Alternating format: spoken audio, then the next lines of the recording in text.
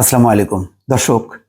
আন্দোলন কিন্তু নানা দিকে বাঁক নিচ্ছে, নানা ঘটনা ঘটছে। ছোট্ট একটা উদাহরণ দেই। পুলিশের গাড়িতে লাল রং মেখে দিলেন আন্দোলনকারীরা। আজকে যেই ঢাকা শহরে ঢল নেমেছে মানুষের, সেই ঢলের মুখে কিন্তু পুলিশ কিন্তু চুপচাপ, নির্বিকার। অবশ্য উত্তরার ঘটনা আলাদা, কিন্তু এই বায়তুল মোকাররম, প্রেস ক্লাব, শাহবাগ, শহীদ মিনার এই প্রাঙ্গণ ছিল একেবারে লোকে লোকারণ্য, মানুষের ঢল। সেই ঢলের মধ্যে পড়ে হচ্ছে পুলিশের একটা গাড়ি, সেই গাড়িতে দেখা যাচ্ছে যে লাল রং মেখে দিচ্ছে। খবরটি খুব ইন্টারেস্টিং, দর্শক একটু আশা করি মনোযোগ দিয়ে শুনবেন। এই খবরটি কাল বেলাতে প্রকাশ হয়েছে। বৈষম্য বিরোধী ছাত্র আন্দোলনের অংশ হিসেবে রাজধানীর জাতীয় প্রেস ক্লাবের সামনে জড়ো হয়েছেন শিক্ষার্থীরা। এই সময় রাস্তায় পুলিশের একটি আর্ম পার্সোনাল ক্যারিয়ারের সামনের কাচে লাল রং দিয়েছেন তারা। অর্থাৎ যেই আর্ম পার্সোনাল ক্যারিয়ার, যেই বাহন মানে সাধারণত টিয়ার গ্যাস মারে বা গুলি করে, সেই ধরনের এক ধরনের যুদ্ধাস্ত্র বলা যায়, সেই গাড়িতে তারা লাল রং মেখে দিয়েছে কাছে। শুক্রবার বিকেল 3:30টার দিকে রাজধানীর প্রেস ক্লাব মোড়ে এই ঘটনা ঘটে।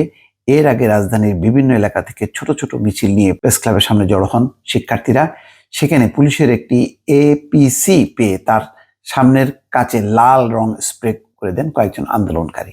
পুলিশের গাড়িতে কেন লাল রং করা হচ্ছে, সাংবাদিকদের এমন প্রশ্নের জবাবে গলায় একটি বেসরকারি বিশ্ববিদ্যালয়ের পরিচয়পত্র ঝোলানো এক শিক্ষার্থী বলেন, ওরা আমাদের রক্ত নিয়েছে, আমরা শুধু লাল রং দিয়েছি।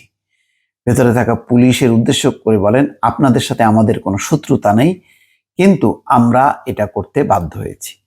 এর মধ্যে কয়েকজন শিক্ষার্থী এপিসির উপরে গাড়িতে উঠে যান। এ সময় এক পুলিশ সদস্য তাদের গাড়ির উপর থেকে নেমে যাওয়ার অনুরোধ করেন। এর উত্তরে ওই ছাত্র বলেন, এখনই নেমে যাচ্ছি। তখন এক পুলিশ সদস্য ওই আন্দোলনকারীর সঙ্গে কথা বলতে চান, কিন্তু এর উত্তরে ওই ব্যক্তি বলেন, আমি আপনাকে বিশ্বাস করি না, কথা বলা ছলে উঠিয়ে নিয়ে যাবেন। তবে এ সময় পুলিশ সদস্য আর কথা বাড়াননি এবং তাকে শান্ত থাকতে দেখা গেছে।